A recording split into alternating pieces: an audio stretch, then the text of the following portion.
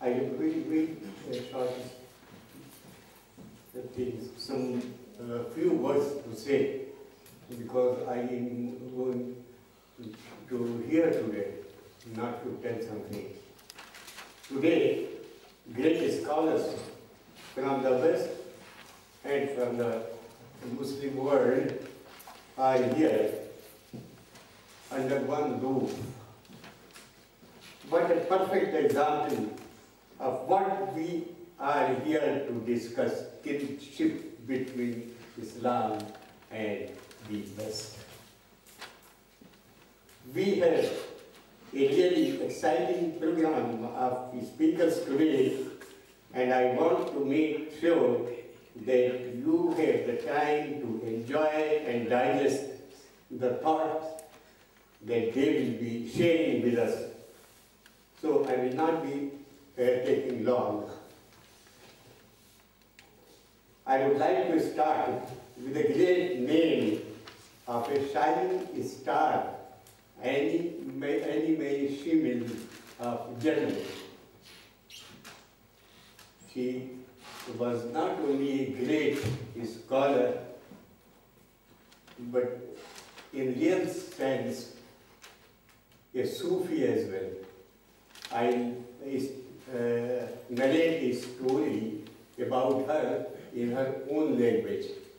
This is a story that in her childhood, her mother gave a book of fairy tale to her. In that fairy tale, she read a story which she narrates in her biography. I tell in her own words. It tells a story of an Indian guru who introduced a youth at Damascus to the higher wisdom and finally takes him through a wonderful deep down under a well. There, in a vault full of precious stones and jewels, the greatest prince of the world lay in state. And on his tomb was written, "People sleep, and when they die, they awaken." She says, the phrase had hit me like a lightning.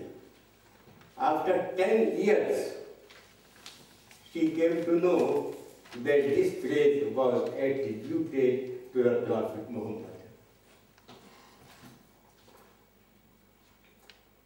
In this moment, she said, in this moment, I knew, perhaps not yet in a concrete way, that this was my path.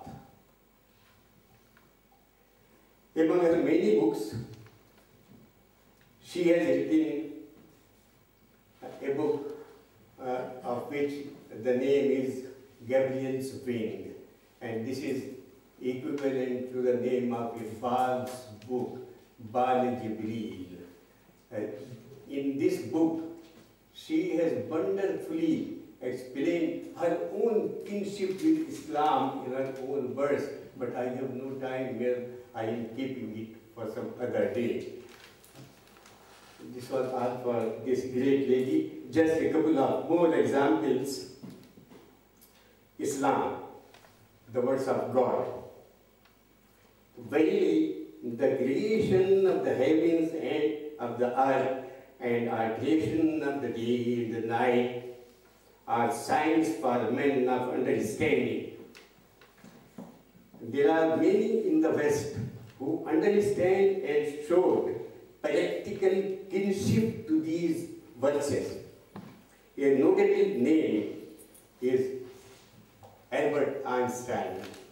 He created the theory of relativity, which is a light to all astronomers and scientists today and in future generation. Just one or two more. God says, we have indeed decorated. It is very interesting thing that I have written. Those who are scientists here, they know about it. The verse, we have indeed decorated the lower heaven and beauty the star. In the second verse, at another place, we have indeed decorated the lower heaven. No, I have repeated this. Second is it is He, that is God, who created all things and ordered them in due proportion. We find a wonderful kinship with this idea in an astronomer and mathematician. His name is Ghulam Sabir, a famous person.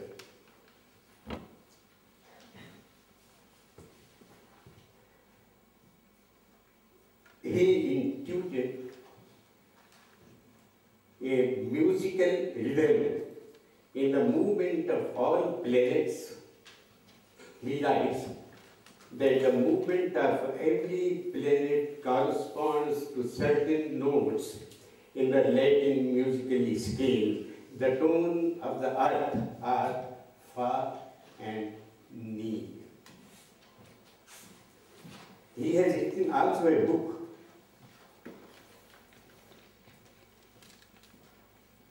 The name of the book, I am missing, but it is something about the beauty in the universe, something like that. How much is the time for the more? 2 minutes? We have left 2 minutes, yes. Can you?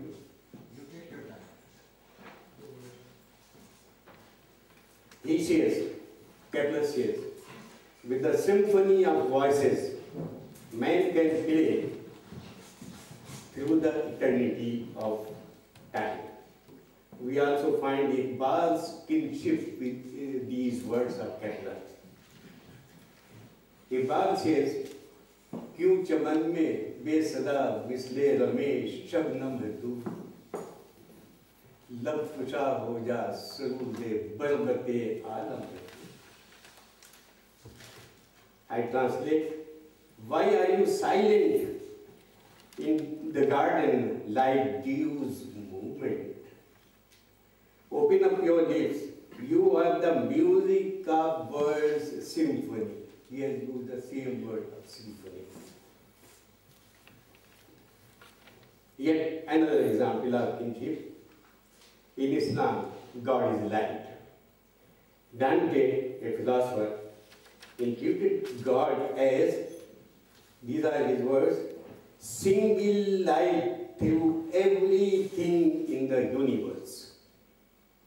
Goethe saw and confirmed this light. At his deathbed, he uttered 2 words, more light.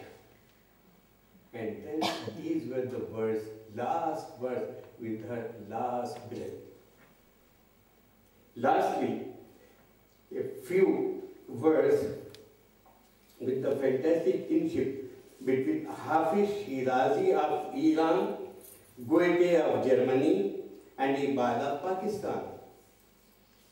They have kinship in between them. Hafiz Shirazi of Iran and Goethe, a gap of 400 years approximately. Goethe and Iqbal, a gap of about 100 years. But they are going on the same level of thought. Goethe was a genius.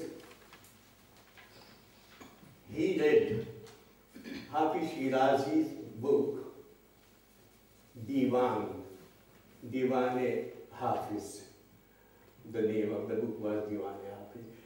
He was so impressed with the contents of this book that he wrote his own book in Germany, and he named that book as Diwan. I will tell in English, the name is Germany, of course. East Western Diwan. And now, when Iqbal sees this Diwan, he was so inspired, so touched, so overwhelmed with his ideas on humanity that he was compelled to write a book in honor of this great person, Goethe. And the name of the book, what is the name of the book? I am leaving this, but the book which he wrote in what year? No, it was Pyramid Message of the East. In Message of the East, Iqbal writes about him and Goethe. I will just say English translation. We both have delved in the inmost heart of being, but of us are messages of life in the midst of death ravages. Two daggers, morning lustered, mirror bright. He naked, Goethe. He naked, I still sheeted, Iqbal says. I still sheeted, concealed from sight. Two birds, both precious, both unmatched are we. Last line, Goethe's kinship with Islam is reflected in this sentence. In Diwan, this great person, Goethe says, if Islam means surrender into God's will, all of us live and die in Islam. Thank you. I am sorry to take so much time.